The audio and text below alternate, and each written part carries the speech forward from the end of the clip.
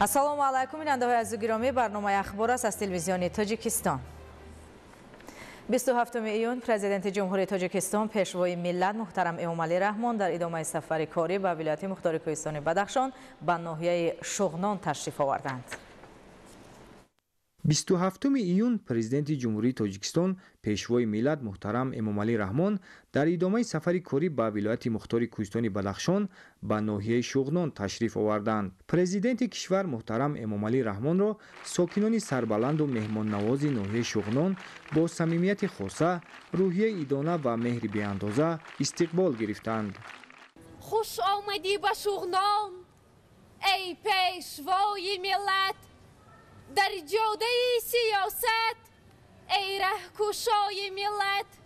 از مقدمت شکوفد هر لحظه زندگانی، هر لحظه گل نماید بخت و بقای ملت. با تو دعای ملت تا خانه خدا رفت، با تو بلند گردید دستی دعای ملت. امروز مقدمی توست بالای دیده ما، ای شاه سوار میدان، ای رهنمای ملت. خوش آمدی عزیزا، باز آمدی و باز شغنان در انتظارت ای پیشوای ملت. خوش آمدی عزیزا، باز آمدی و باز شغنان در انتظارت ای پیشوای ملت. خوش آمدید پیشوای معظم ملت. برای پذیرایی مهمان عالی قدر، اهل سند یک برنامه رنگین فرهنگی در سطح بلند پیشنهاد نمودند.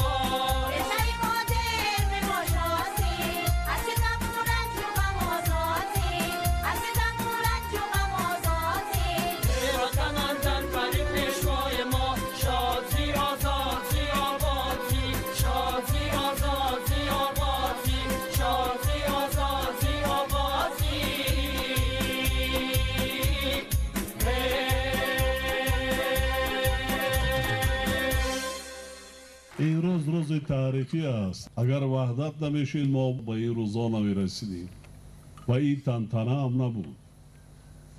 احسان به شما و کلی مردم تاجیکستان که این سیاست را دستگیری کردند و در جایگاه ما به صلح و امانی رسیدیم. وحدت ملی را پابرجا کردیم. ملت تاجیک را سرجم نمودیم. اکنون وطن خود را آباد کرده ایستادیم، بنیاد کرده ایستادیم، ساخته ایستادیم. این جایی که ما شما قرار داریم، در اینجا با 10 جای کاری برای مردم ناحیه شغنان از محصولات های وطنی خود همین ناحیه کار کرده با هم تامین میکنن، مردم هم صادرات میکنن. این باعث افتخار است. همین خیلی کم آهسته میشود وطن آباد. مرکز ناحیه در شهر خاروق قرار داشت. ما نمیدونستیم شهر خاروق در کجاست، مرکز ناحیه شغنان در کجاست. امروز حالا که این چیز برای ما شما چه زیبا است. فقط کار کردن مونده کار، خواندن مونده کار است، کسب هنر از خود کردن مونده کار، زندگی رو پیش بریم، وطن ما رو آباد کنیم. مخصوصا نوجوانان و جوانان باز تاکید میکنم که خانه صاحب کسب و هنر شوید. اون چی که ما کردیم برای شما است. آینده تاجیکستان در دست شما بشه. شما باید ادامه دهید، بنیاد کنید، آباد کنید، شایبی کنید. این وطن ما شما، این خانه ما شما. ما وظیفه داریم که هم شایبی کنیم، هم بنیاد کنیم، هم سازیم. نه تنها برای خودمان، برای نسل‌های آینده، برای فرزندان، نوه‌ها، ابی‌ها، یا ملک آباد میراث داریم. آهسته قدم به قدم میشود یک تاجیکستان متمدن آباد پیشرفته. در یگان گوشه کنار مملکت ما کلانسالا مخصوصا بانوا اینقدر ذوق به زندگی، ذوق به صنعت، فرهنگ ندارند چگونه که در ولایت مختار کوهستان بدخشان است. با شما یک جهان تشکر برای پیشوازگیری صمیمیتان. سلامتی، خوشبختی، عمر دراز، هرچی آرزوی امیدی که در همین دل نیتان است خدای تعالی نصیبتان گرداند. سلامت باشید.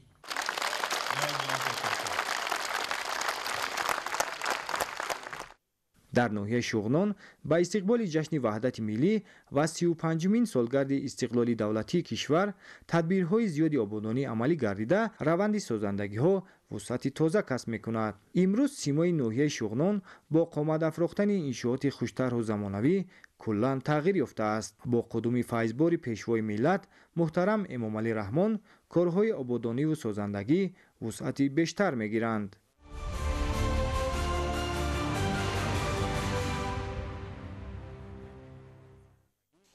27 ایون پرزیدنت جمهوری تاجیکستان پیشوای ملت محترم امامعلی رحمان در ناحیه شغنان با فعالیت کارخانه جمعیت دارای مسئولیت محدود برگ شاهدود آغاز بخشیدند. کارخانه برگ شاهدود در دایره دستور و هدایت‌های راهبر دولت و شرایط مساعد برای تقویت رشد استحصالات وطنی، تأسیس جایهای کاری نو و تامین بازار و صادرات محصولات از جانب صاحبکار وطن دوست ماهپری سید حسن و بنیاد شده است. ضمن شناسایی به سرور دولت محترم امامعلی رحمان اطلاع دادند که انشاءات نو صنعتی دارای 3 خط استحصالی بوده. در آن 3 نمود محصولات از قبیل چای از برگ توت و علف‌های شفابخش آمیخته توت، زردآلو، گرمدارو، دانه‌های زردآلو و بادام تلخک در شکل کوفته شده با بسته‌بندی معاصر و شیرینی استود با رعایت استانداردهای وطنی و جهانی برآورده می شود. کارخانه از روی سمت فعالیت در ولایت ولایت و ناحیه اولین بوده اقتدار استحصالی آن در یک سال تا 90 تن محصولات تیار است. محصولات تیار کارخانه اساساً به صادرات پیش بینی گردیده است. با بنیاد و به فعالیت آغاز نمودن کارخانه برگ شاهدود در ناحیه شغنان 15 ساکن محلی با کار و معاش خوب تأمین شده شماره عمومی کارگران در آینده نزدیک با وارد نمودن خطهای نوی تکنولوژی یک برابر زیاد کرده می شود. در موسم جمع آوری حاصل و گیاهای شفابخش شماره کارگران بیشتر می گردد. پیشوای ملت محترم امامعلی رحمان اقدام صاحبکار را برای در شرایط کوهستان بنیاد نمودن چنین کارخانه صنعتی نمونه عبرت گفته تاکید نمودند که این تدبیر می تواند با استفاده امکانیت های طبیعی پیشگیری از تلفیابی محصولات باغات، بهتر شدن سطح زندگی ساکنان و افزایش اقتدارهای صادراتی مملکت مساعدت نماید. 27 ایون پرزیدنت جمهوری تاجیکستان پیشوای ملت محترم امامعلی رحمان در دهه پشار دهات پرشنو ناحیه شغنان از قطعه نمایش زراعت‌های کشاورزی دیدن نمودند. با سرور دولت اطلاع دادند که قطعه نمایش زراعت‌های کشاورزی در مساحت 4 گکتار زمین بیکار خوابیده بنیاد گردیده در میدان 1.5 گکتار نهال درختان زردآلو، شفتالو، آلوبالو، ناگ، گیلاس، سیب‌های قد پست و میان قد و در مساحت 1 گکتار دیگر نهال چهارمغز هملی شنانیده شده است. در بین قطار نهال درختان باغ، کارتوشکا، سبزی، جواری مکه و دیگر زراعت‌های با اقلیم منطقه مطابق پرورش می‌یابد. در 1 گکتار زمین به طور تجربوی پیاز و لوبیای سرخ و لبلبوی سفید کشت گردیده است که نشأ و نمای خوب دارد. در همین جا سرور دولت از حوض پرورش ماهی که در مساحت 21 زمین ساخته شده است دیدن کردند. طور عیان گردید در آن ماهی‌های گرمیدوز از قبیل زغار ماهی و امور سفید سر دادند. آینده تصمیم گرفته شده است که با استفاده از شرایط مساعد و آب فراوان مساحت حوزه ماهی تا به 1 گکتار وسیع کرده می شود. سرور دولت تاکید نمودند که درآمد از فروش ماهی یک راه غنی گردانیدن بودجه خواجگی ها می باشد و در ناحیه شغنان برای رشد این بخش سردرآمد ساحه کشاورزی امکانیت بیشتر است. همزمان در همین جا بر راهبر دولت لایحه های گرمخانه دائم عمل کننده معاصر که در شفت قطعه نمایشی زراعت‌های کشاورزی در مساحت بیشتر از 1 گکتار زمین با انشاءات یاری رسان از طرف مؤسسه دولتی رشد صاحبکاری در ساحه کشاورزی ساخته می شود معرفی گردید. سرور دولت محترم امامعلی رحمان اقدام پیش گرفته را سری وقت ارزیابی کرده با تشبثکاران آن برای رو کامیابی خواستند. پیشوای ملت محترم امامعلی رحمان بعد از بازدید از قطعه نمایشی زراعت‌های کشاورزی و حوض ماهی پروری توجه خواجگیدانان را به مسئله استفاده عاقلانه زمین‌های کارم، به گردش کشاورزی وارد نمودن زمین‌های بیکار خوابیده، استفاده تخمی‌های بلند حاصل، زیاد نمودن مساحت باغ‌ها، وسع استفاده بردن ظرفیت‌های طبیعی و با این را سهم گذاشتن در تأمین امنیت آذوقه‌واری روانه نمودند. 27 ایون پرزیدنت جمهوری تاجیکستان پیشوای ملت محترم امامعلی رحمان در مرکز ناحیه شغنان شهرک وحدت بینای نوی بیمارخانه مرکزی ناحیوی را مورد استفاده قرار داده با شرایط کار و فعالیت و خدمت رسانی در آن شناس شدند. 27 ایون پرزیدنت جمهوری تاجیکستان پیشوای ملت محترم امامعلی رحمان در مرکز ناحیه شغنان شهرک وحدت بینای نوی بیمارخانه مرکزی ناحیه را مورد استفاده قرار داده با شرایط کار و فعالیت و خدمت رسانی در آن شناس شدند. بینای اساسی بیمارخانه مرکزی ناحیه شغنان از 3 آشیانه و تهخانه عبارت بوده دارای زیاده از 75 حجره از جمله 55 حجره برای بستری بیماران با 45 کت، شعبه های کودکانه، احیا، تشخیص، تولد، занона, ҷарроҳӣ ва дигар иншооти ёрирасон иборат мебошад. инчунин дар ин ҷо гӯшаи гиёҳҳои шифобахш низ ташкил карда шудааст ки дар он бо истифода аз гулу гиёҳҳои табиати Тоҷикистон нӯшобаҳо омода карда мешаванд. миннатдории самимонаи кулли кормандони беморхонаи марказии ноҳияи Шуғнонро ба президенти маҳбуби тоҷикони ҷаҳон муҳтарам Эмомалӣ Раҳмон мерасонам ки соҳиби ин гуна беморхонаи зебову замонавӣ гаштем. пеш мо дар биное фаъолият доштем ки шароити хуби корӣ надошт ва аз ғамхориҳои президенти мардуми муҳтарам Эмомалӣ Раҳмон буд ки соҳиби беморхонаи нав бо тамоми шароитҳои замонавӣ гардидем. майдони замини беморхона 1 гектар ва масоҳати бино 2419 метри мураббаъро ташкил медиҳад. беморхонаи марказии ноҳияи Шуғнон бо маблағгузории ҳукумати ҷумҳурии Тоҷикистон ба истиқболи ҷашнҳои бузургу таърихӣ 28-солагии ваҳдати миллӣ ва 35-солагии истиқлоли давлатии ҷумҳурии Тоҷикистон бо маблағи 13 миллион сомонӣ бунёд гардидааст. من یکی از جوانان خوشبخت این دیار بیشتاسا به نام تاجیکستان می باشم که طریق کوت پرزیدنتی به دانشگاه دولتی طبی تاجیکستان به نام ابوعلی ابن سینا سال 2017 داخل شدم و آن را با موفقیت ختم نمودم. زاده ناحیه روشن جماعت دورترین برتنگ می باشم. سزاوار جای کار شده در پیشرفت علم طب تاجیک سهمگذار هستم. سرور انسان دوست و انسان پرور دولت تاجیکان ما نسل جوان دوران صاحب استقلال را به اندوختن علم و دانش و از خود کردن تکنولوژی معاصر ساحه طب دعوت می نماید. ما طبیبان که با سلامتی انسان سر و کار داریم باید تمام نازکی‌های طب را همه جانبه از خود نموده به خلق وطن خویش خدمت شایسته نماییم و پیوسته در تشکل جامعه عقلاً روحاً و جسماً سالم سعی و تلاش خواهیم نمود. ما جوانان صاحب معرفت بدخشان زمین شکرانه اذعان می کنیم که دولت نوربار و ملت تاجدار و سرور غمخوار داریم.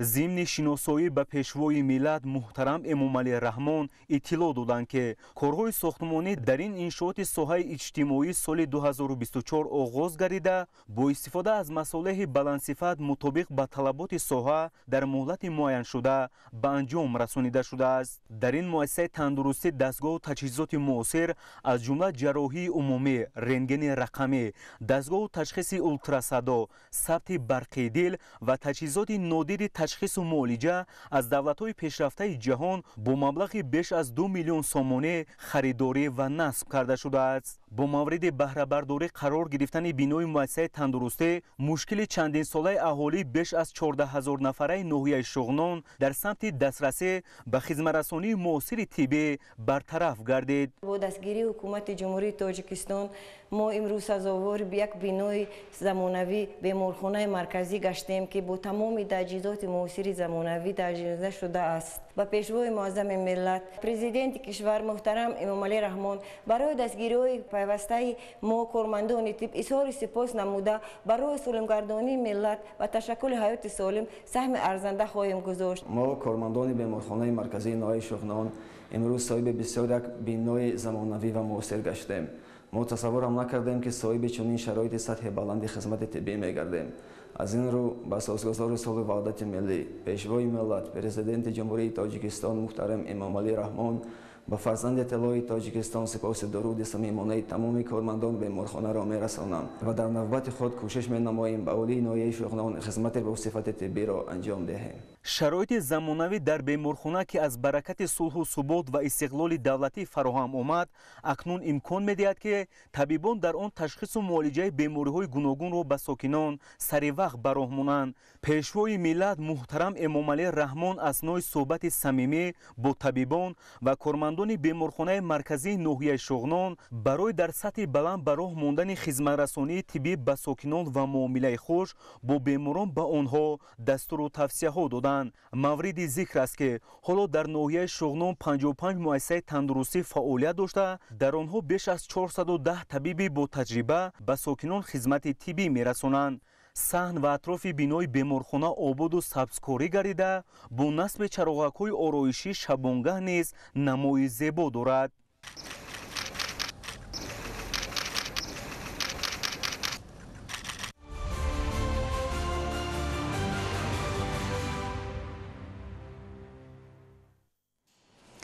27 ایون پرزیدنت جمهوری تاجیکستان پیشوای ملت محترم امامعلی رحمان در مرکز ناحیه شغنون با برداشتن پرده از روی لوحه رمزی نشان دولتی را افتتاح نمودند. سرور دولت محترم امامعلی رحمان نخست با نشان ارجگذاری و مقدسات ملی در پایه نشان دولتی گلچنبر گذاشتند. اطلاع داده شد که بلندی ستون پایه نشان دولتی 16.30 متر بوده با استفاده از مصالح اعلی صفت بنیاد گردیده است. صحن و اطراف نشان دولتی با سنگ خارا زینت داده شده است. در میدان نشان دولتی درختان همیشه سبز و سایه افکن و گل و بوته‌های آرایشی شنیده شده برای استراحت و فراغت ساکنان و مهمانان شرایط فراهم مهیا گردیده است. انشاءات مطابق با معیارهای معاصر بنیاد یافته به مکان اساسی تماشا، سیر و سیاحت و فراغت ساکنان و مهمانان و برگزاری چهاربینی‌های گوناگون تبدیل یافته است. پیشوای ملت محترم امامعلی رحمان اثنای شناسایی به صفت کارهای انجام یافته بهای بلند داده به مسئولان برای در چنین محیط سبز و گلپوش نگاه داشتن میدان نشان دولتی دستور و سپارش‌های مشخص دادند. 27 ایون پرزیدنت جمهوری تاجیکستان پیشوای ملت محترم امامعلی رحمان در مرکز ناحیه شغنون شهرک وحدت مؤسسه تحصیلاتی تا مکتبی رقم 3 را با نام پیروان پیشوا را مورد استفاده قرار دادند. این اولین مؤسسه تحصیلاتی تا مکتبی در مرکز ناحیه بوده در دایره کارهای آبادانی و سازندگی به استقبال جشن 35 سالگی استقلال دولتی بنیاد گردیده است.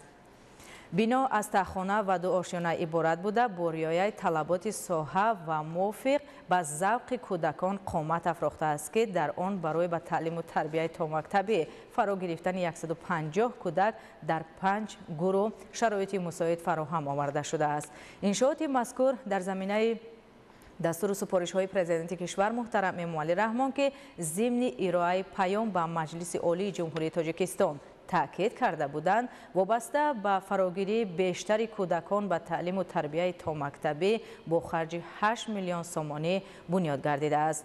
در همین جا پیشوای ملت محترم امامعلی رحمان به طور فاصلوی 3 مؤسسه تحصیلاتی تا مکتبی را در شهر خاروق و 5 مؤسسه تحصیلاتی تا مکتبی دیگر را در دهه‌های دوردست ناحیه شغنان مورد استفاده قرار دادند. اطلاع داده شد که 3 مؤسسه تحصیلاتی تا مکتبی در شهر خاروق با تشبث صاحبکاران محلی بنیاد گردیده در آنها برای فراگیری 150 نفر کودک به تعلیم و تربیت تا مکتبی شرایط مساعد فراهم آورده شده است.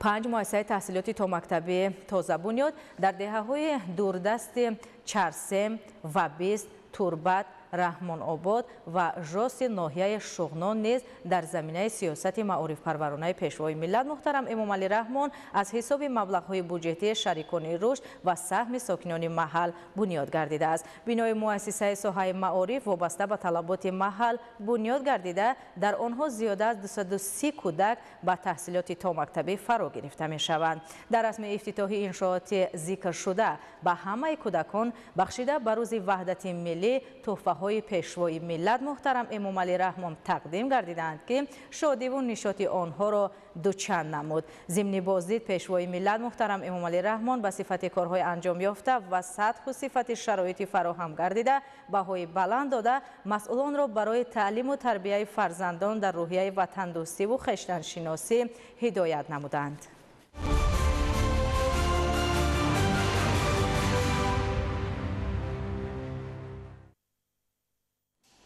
27 ایون پرزیدنت جمهوری تاجیکستان پیشوای ملت محترم امامعلی رحمان در ناحیه شغنان با راهبران و فعالان ناحیه ملاقات نمودند. سرور دولت محترم امامعلی رحمان با مردم مهمان نواز ناحیه شغنان برای استقبال صمیمی عرض سپاس نمودند. پرزیدنت کشور اشتراکداران ملاقات و کل ساکنان ولایت را به سنه مهم تاریخی روز وحدت ملی تبریک گفته فضای آرام و آسوده، وحدت و همدیگر فهمی و پیشرفت و آبادی در هر گوشه وطن عزیز را آرزو نمودند. تاکید گردید که طبق نقشه کارهای آبادانی به افتخار 35 سالگی استقلال دولتی در ناحیه شغنان از 226 انشاءات تعیینات اقتصادی و اجتماعی، ساختمان و نوسازی 190 انشاءات با مبلغ عمومی زیاده از 111 میلیون سومانی به انجام رسیده شده است. رهبر دولت اظهار داشتند که سهم ارزنده صاحبکاران و مردم شرفمند ناحیه در روند کارهای آبادانی و بنیادکاری شایسته تحسین و قدرشناسی می باشد.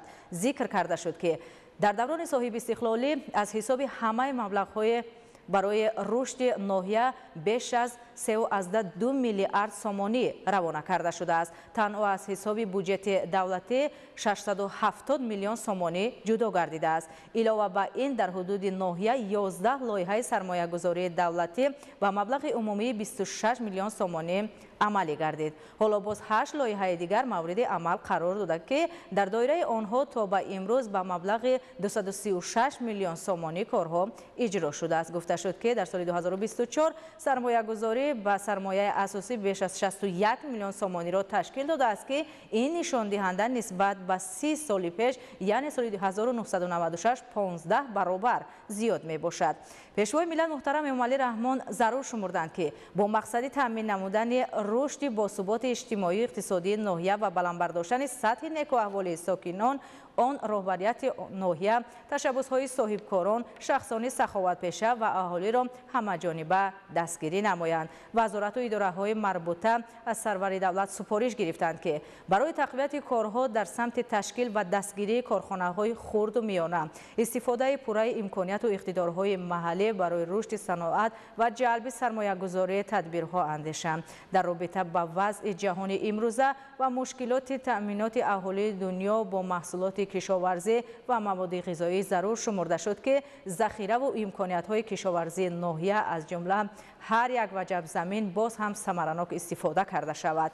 تاکید گردید که با دستگیری دائمی حکومت کشور مبلغ‌گذاری‌های ساحه تندرستی ناحیه شغنان سال به سال افزایش یافته در سال 2025 به بیش از 18 میلیون سومانی رسیده است. وابسته به این به مسئولین ساحه سفارش داده شد که فعالیت خود را برای تأمین نمودن مؤسسه‌های طبی با متخصصان، ساختمانی مؤسسه‌های نو و تأمین آنها با تجهیزات معاصر تقویت بخشد. رهبر دولت محترم امامعلی رحمان اظهار داشتند که در زمینه هدفهای حکومت کشور در ناحیه شغنان در دوام سالهای صاحب استقلالی 43 بینای مؤسسه‌های تعلیمی برای 6340 جای نشست ساخته به استفاده داده شده است. مقامات اجرایی حکومت دولتی ناحیه یکجا با وزارت و اداره‌های دخلدار از سرور دولت دستور گرفتند که برای جلب آموزگاران جوان مهیا ساختن شرایط مساعد کار و زندگی برای آنها و بلند برداشتن سطح و صفت تعلیم تدبیرهای مشخص راه اندازی نمایند. پیشوای ملت محترم امامعلی رحمان ابراز داشتند که مردم وطندوست ناحیه شغنان در آینده نیز با اتحاد و سرجمعی و با شکرانه صاحب استقلالی و صاحب دولتی به خاطر پیشرفت کشور صاحب استقلالمان سهم باسزا می‌گذارند و در آینده نزدیک دیار خود را باز هم آباد و زیبا می‌سازند. 27 میلیون پرزیدنت جمهوری تاجیکستان پیشوای ملت محترم امامعلی رحمان در شهر خاروق بنا و آزمایشگاه مؤسسه دولتی نگهداری راه ماشینگرد ولایت مختار کوهستان بدخشان را افتتاح نمودند. انشاءات مذکور که با تجهیزات معاصر و انفراساختار تکنیکی مطابق به استانداردهای بین المللی بنیاد گردیده است در موضع تیم شهر خاروق جایگیر بوده، همچون مرکز مهم مهندسی و آزمایشی در سمت نگهداری، نظارت و رشد راه‌های منطقه خدمت خواهد کرد. آزمایشگاه در دایره لایحه بهتر نمودن راه‌های علاقه منطقوی در آسیای مرکزی برنامه 4 بنیاد شده، مبلغ عمومی آن بیش از 5 میلیون سومانی را تشکیل می‌دهد. بنا از 3 آشیانه عبارت بوده، دارای انفراساختار معاصر و شرایط جوابگو به طلبات استانداردهای بین المللی میباشد. و پیشوای ملت اطلاع داده شد که بنای مذکور اولین مؤسسه دارای چنین شرایط سطح بلند در جمهوری به حساب رفته با کارخانه واحد دولتی مرکز رقمی کنونی وزارت نقلیات جمهوری تاجیکستان پیوست کرده شده است. توسط شبکه یگانه اداره‌کنی رقمی تمام واسطه‌های تکنیکی مؤسسه که با تجهیزات معین کننده موقع ماهواره GPS مجهز اداره و نظارت می شود. ضمن معرفی خریطه الکترونیکی راه‌های ولایت، پیشوای ملت با نوترین اصول‌های نظارتی وضع راه‌ها شناس گردیدند. نمایش اینتراکتیوی خریطه نشان داد که کارمندان مؤسسه در وقت واقعی می توانند معلومات درباره حالت راه‌ها، جایگیری بیناهای یاری رسان، علامت‌های راه، نقطه‌های حرکت و قسم‌های آسیب‌پذیر را در حال دریافت نمایند. پیشوای ملت محترم امامعلی رحمان ضمن بازدید از امکانیت‌های آزمایشگاه، از صفت تجهیزات سنجشی، سطح آمادگی مهندسان و محیط کاری کارمندان اظهار قناعتمندی نمودند. پرزیدنت کشور محترم امامعلی رحمان اثنای بازدید از حجره‌های کاری تاکید داشتند که این گونه انشاءات باید نه تنها در سطح ولایت بلکه همچون نمونه ملی مرکز راهسازی در دیگر منطقه‌ها نیز راه اندازی شود. سرور دولت و شرکت ساختمانی، مهندسان و لایحه‌کشان و کارمندان ساحه راهسازی که در شرایط کوهستان با صداقت و مسئولیت کسبی فعالیت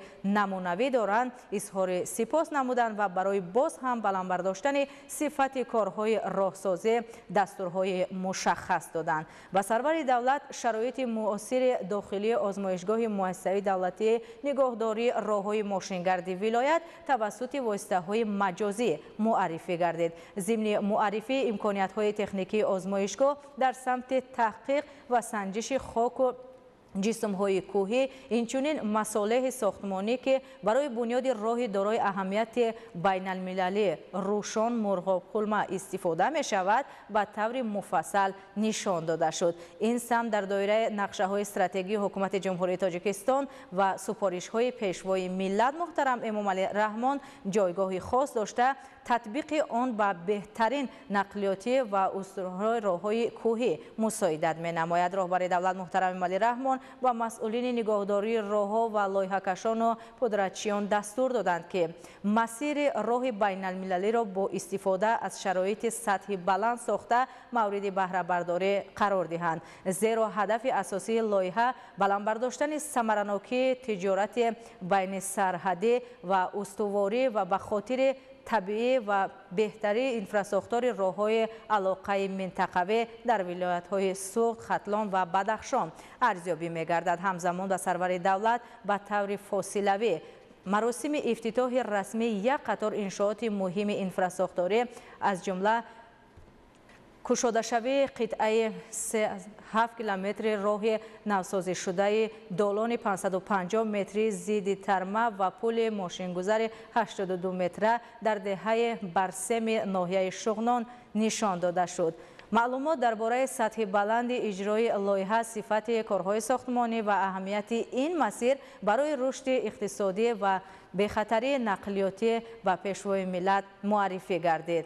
قطعه نوی را با سفارش سرور دولت محترم امامعلی رحمان و در دایره نقشه‌های استراتژی حکومت جمهوری تاجیکستان در مسیر راه دوشنبه کلوب درواز خاروق مرغاب کلمه که تاجیکستان را با جمهوری مردمی چین می‌پیوندد مطابق با طلبات زمان معاصر نوسازی کرده شده است. پیشوای ملت محترم امامعلی رحمان برای بنیاد با صفت دالان ضد ترموی، پل ماشینگذار و تأمین پوره راه دهه برسم نیز به راهسازان بهای بلند دادند.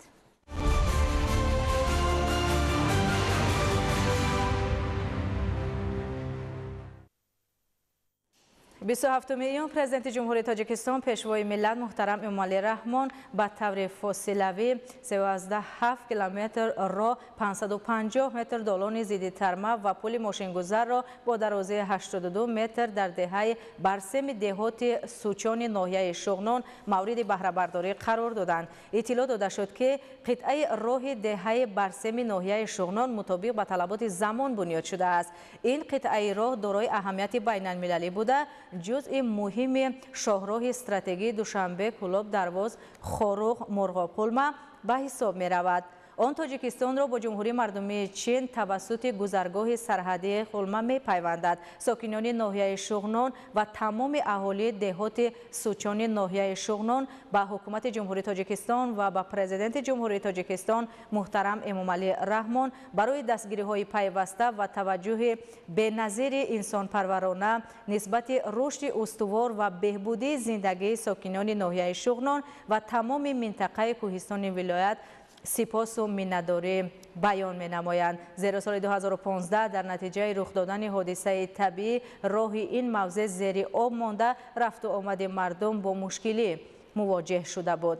محض با سیاست بنیادکارانه حکومت کشور در مدت کوتاه این راه دارای اهمیت بین المللی نوسازی شده برای بهترین مردم دالان ضد ترموی و علاوه پل ماشینگذر ساخته شد. باید گفت که تطبیق این لایحه نمونه روند سیاست دولت در سمت همبستگی با مردم، تأمین دسترسی با راه‌های بین المللی و تحکیم موقع تاجیکستان در عرصه بین المللی بوده هدفمندانه عملی گردید.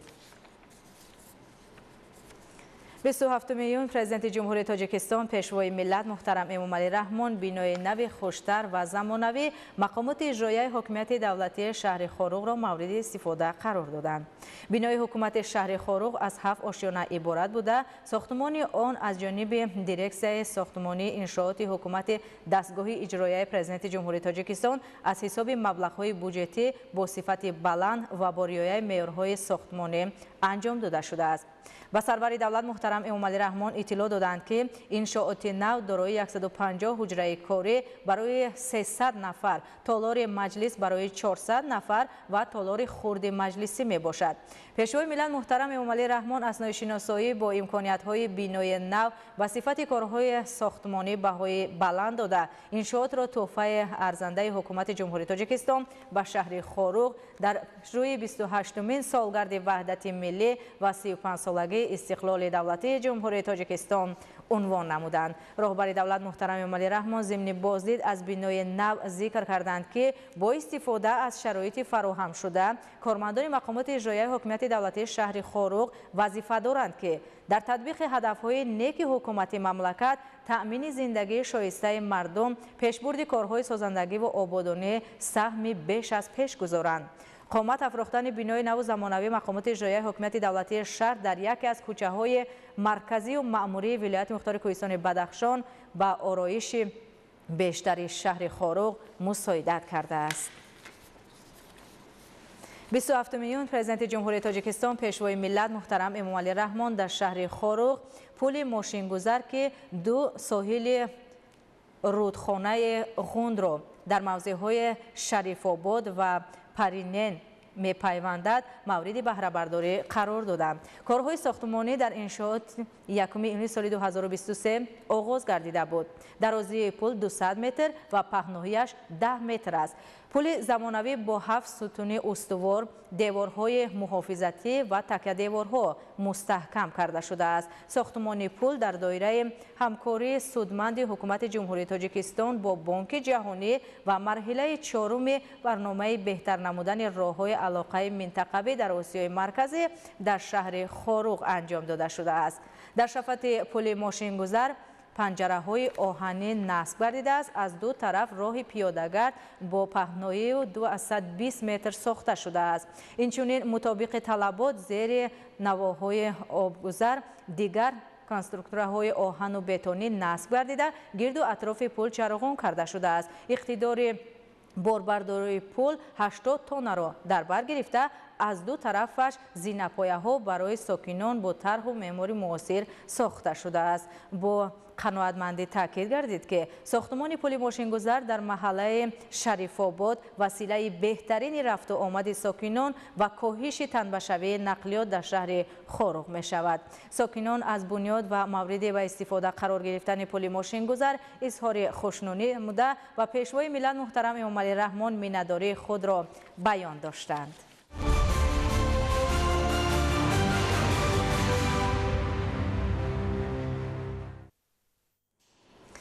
27 میلیون پرزیدنت جمهوری تاجیکستان پیشوای ملت محترم امامعلی رحمان در مرکز شهر خاروق بینای نوبنیاد 3 آشیانه چایخانه ختلان را مورد استفاده قرار دادند. ساختمان انشاءات مذکور در مرکز شهر خاروق ماه مارس سال 2016 آغاز گردیده ماه این سال روان به اتمام رسانیده شد. بینای نوبنیاد در مساحت عمومی 1000 متر مربع در مرکز شهر قامت افراخته است. چایخانه ختلان دارای مهمانخانه زمانوی بوده، در آن 24 جای خواب برای مهمانان و سیاحان فراهم آورده شده است. اکنون برابر به استفاده دادن انشاءات اجتماعی و خدمت رسانی مذکور 15 نفر ساکن محله با کار جلب گردیدند. رهبر دولت محترم امامعلی رحمان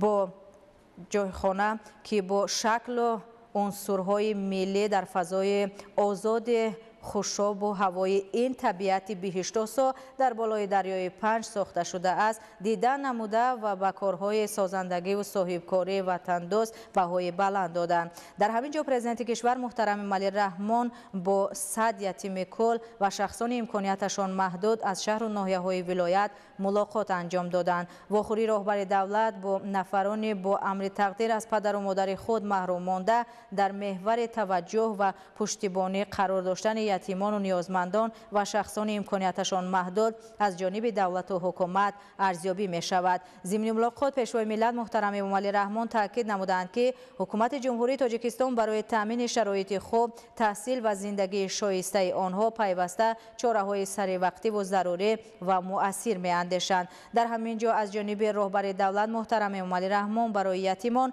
و شخصان امکانیتشان محدود هانی ادانه ناز و نعمت آراسته گردیده و آنها همچنین با تحفه های خاطرمان سرفراز گردانیده شدند. تحفه ها از سر و لباس، لوازمات درسی، شیرینی ها و مبلغ های پولی عبارت بود. پرزیدنت کشور محترم امامعلی رحمان به مسئولین بابت نگاه و بین خوب یتیمان و برجاماندگان دستور و توصیه ها داده نسل نورس را به آموختن دانش، کسب و هنر و زبان های خارجی هدایت نمودند. 27 میلیون پرزیدنت جمهوری تاجیکستان پیشوای ملت محترم امامعلی رحمان در مرکز شهر خاروق انشاءات نوبنیاد 6 آشیانه مرکز فرهنگی سودا و شورای اتفاقهای کسبه ولایت را افتتاح نمودند. ساختمان انشاءات مذکور در دایره نقشه چهاربینی‌های آبادانی بخشیده به 35 سالگی استقلال دولتی سال 2021 از جانب 5 صاحبکار وطندوست آغاز گردیده بود. انشاءات با استفاده از مصالح ساختمانی وطنی در مساحت عمومی 643 صد زمین با صفت بلند و جوابگو به های زمانی معاصر بنیاد شده است. اطلاع داده شد که شماره اتفاقهای کسبه ولایت مختار کوهستان بدخشان که در آشیانه دوم مرکز جایگیر است دارای 9 حجره معاصر کاری و تالار مجلسی با 30 جای نشست می باشد. رهبر دولت محترم امامعلی رحمان ضمن شناسایی با شرایط و امکانیت‌های فراهم آورده به اقدام صاحبکاران شهر خاروق برای بنیاد چنین یک انشاءات زیبا بهای بلند دادند. اثنای بازدید در پیشوایان بینای معاصر به پیشوای ملت محترم امامعلی رحمان نمونه هنرهای مردمی معرفی گردید. در گوشه برای جلب سیاحان ارمغانهای خاطروی به مانند جوراب و شیراز نمونه سنگ‌های آرایشی بدخشان به نمایش و فروش گذاشته شده‌اند. همچنین در انشاءات معاصر کارگاه شرکت خشککاری خاروق که با استحصال محصولات آرایشی و چاپی با استفاده از تکنولوژی‌های زمانوی از جمله تیار نمودن شعار و آویزه‌ها آرا دادن داخل بناهای نو توسط تیار نمودن نشان، لوحه، نوشتجات، حرف‌های روشن دهنده مشغول می‌باشد جایگیر شده است. اینچنین در آشیانه‌های دیگر انشاءات معاصر مرکز فراغت و استراحت کودکان، کینوتئاتر خرد برای کودکان و کلانسالان و قهوه‌خانه‌ها با تمام مالی اروپایی پیش بینی گردیده است.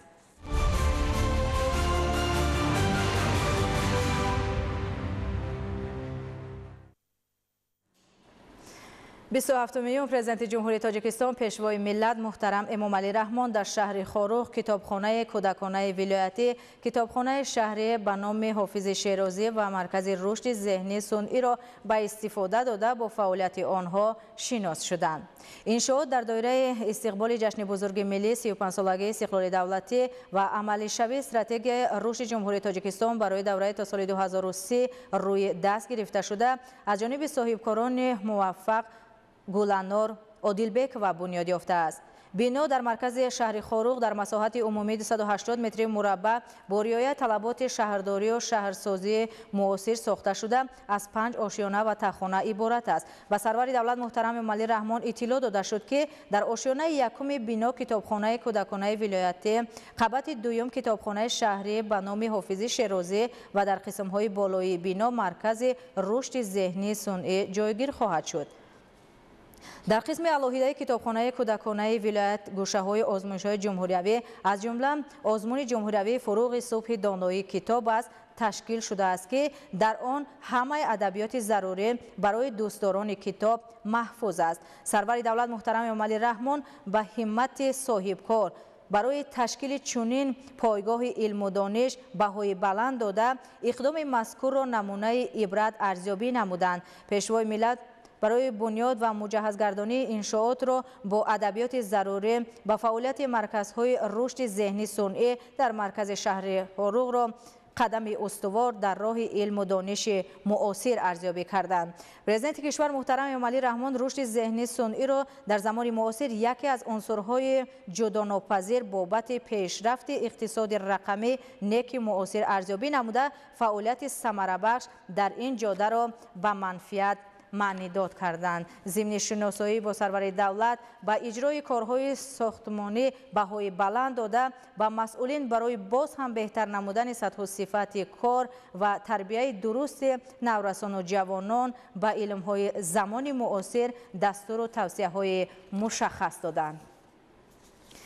27 پرزیدنت جمهوری تاجیکستان پیشوای ملت محترم امامعلی رحمان در شهر خاروخ با لایحه ساختمان بناهای استقامتی بلند آشیانه با مرکز خدمترسانی تجارتی، توقفگاه نقلیاتی، مهمانخانه و میدانچه ورزشی کودکان که در کوچه شیرینشاه شاه تیمور ساخته خواهند شد شناس شدند. نخست به سرور دولت لایحه بنیاد بینای بلند آشیانه خانه‌های استقامتی معرفی کرده شد. اطلاع داده شد که در قبط یکم و دوم بینای مرکز خدمترسانی و تجارتی پیش بینی شده دیگر آشیانه‌های عبارت از خانه‌های استقامتی 1، 2 و 3 حجره دار خواهند بود. مساحت زمین و زیر ساختمان انشاءات متناسباً 0.128 هکتار و 1276 متر مربع را تشکیل می‌دهد. لایحه مجمع ورزشی که در زمینه نقشه چهاربینی‌ها بخشیده به استقبال جشن بزرگ ملی 35 سالگی استقلال دولتی بنیاد می‌گردد از جانب جمعیت دارای مسئولیت محدود کاخ مهندسان تهیه شده در مساحت 0.134 هکتار ساخته می‌شود. انشاءات ورزشی 2 آشیانه بوده از آشخانه با 20 جای حجره‌های لباس عوض‌کنی، حجره مربی، منبر با جای نشست برای 240 نفر و دیگر انشاءات یاری رسان عبارت است. در همین جا همچنین به پیشوای ملت محترم امامعلی رحمان لایحه مهمانخانه و بنای بلند آشیانه استقامتی معرفی کرده شد. اطلاع داده شد که مهمانخانه با نظرداشت طلبات زمانی معاصر ساخته شده از 6 آشیانه و تخانه عبارت خواهد بود. بنای بلند آشیانه خانه استقامتی در کوچه‌های شیرینشاه شاه تیمور و نورعلیبک عطابک از جانب جمعیت دارای مسئولیت محدود سامان دور با طرح معاصر بنیاد گردیده از مرکزهای خدمترسانی تجارتی و دیگر شرایط معیشی برای زندگی شایسته عبارت خواهد بود. بنا با نظرداشت طلبات روز ساخته خواهد شد. پس از شناسایی با لایحه انشاءات ساخته شونده پیشوای ملت محترم امامعلی رحمان به تشبثکاران برای اجرای آن عمل شایسته اظهار منتداری کرده به آنها برای انجام کارهای ساختمانی دستور و توصیه ها دادند. همچنین در این روز سلسله لایحه های انشاءات بنیادشونده از جمله لایحه تکمیل تحصیلات میانه در ساحه های علم های طبیعی، تکنولوژی، مهندسی و متماتیکا که در اساس سازشنامه های گرانتی میان جمهوری تاجیکستان و بانک آسیای رشد عملی می شود معرفی کرده شد. طور اطلاع دادم طرح مذکور با مبلغ 40 میلیون دلار ایالات متحده آمریکا در 22 مؤسسه تحصیلات هماهنگ کشور عملی می شود که حالا کار در این سمت با مرام ادامه دارد. ضمن معرفی لایحه های ساختمان بینای ایلاوگی در نزد مؤسسه های تحصیلات همگانی رقم 2 شهر خاروق و ساختمان بینای ایلاوگی با آزمایشگاه های زمانوی در ساحه های علم های طبیعی، تکنولوژی، مهندسی و متماتیکا تاکید گردید که انشاءات بنیادشونده در اساس نقشه چاره‌بینی های بهترسازی انفراساختار در ساحه علم و معارف عملی می شود. طبق نقشه همه لایحه های معرفی شده با نظرداشت طلبات معاصر بنیاد گردیده در آنها تأمین با صفت امکانیت های معاصر کار و فعالیت پیش بینی شده. سرور دولت تاکید داشتند که هر یک بینای بنیاد شونده باید در دایره طلبات ساختمانی و شهرسازی اجرا گردیده به صفت کارها اهمیت جدی داده شود تا آنها برای 100 ساله ها به نسل های امروز و آینده خدمت رساند. تشبسکاران برای دستگیری همیشگی بر رهبر دولت محترم امامعلی رحمان اظهار منتداری نموده وعده دادند که من بعد نیز در پرتو سیاست سازنده حکومت کشور فعالیت کرده برای رشد و پیشرفت وطن حصه‌گذار خواهند بود. بیننده های گرامی، تلویزیون تاجیکستان این اکاسگری مهمترین رویدادهاست. با ما باشید.